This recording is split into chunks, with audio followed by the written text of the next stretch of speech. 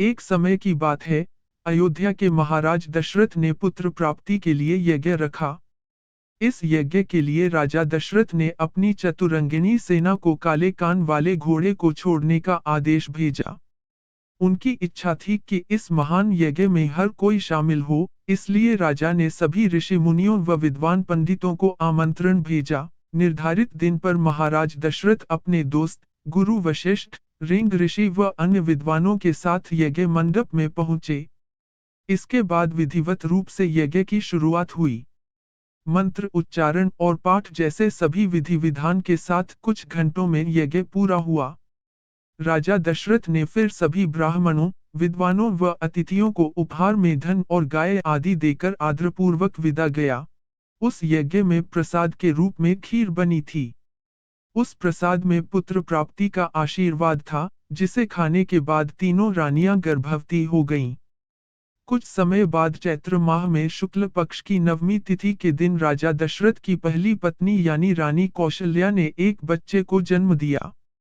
उस बच्चे के चेहरे में इतनी रौनक थी कि हर कोई देखकर समझ जाता था कि वह आम बच्चा नहीं है। इसी तरह राजा की दूसरी रानी कैकेयी ने एक पुत्र और तीसरी रानी सुमित्रा ने दो पुत्र को शुभ नक्षत्रों में जन्म दिया। राजा दशरथ का महल और नगर चार पुत्रों के जन्म से खिलखिला उठा। चारों तरफ आनंद और जश्न का माहौल था। पूरी प्रजा खुशी से गा व झूम रही थी। इस खुशी को देखकर देवता भी फूलों की वर्षा करने लगे। इस जश्न में शामिल होने के लिए कई ब्राह्मण भी पहुंचे और राजा दशरथ के बेटों को आशीर्वाद दिया। खुशी से झूम रहे राजा दशरथ ने ब्राह्मणों को खूब दान दिया।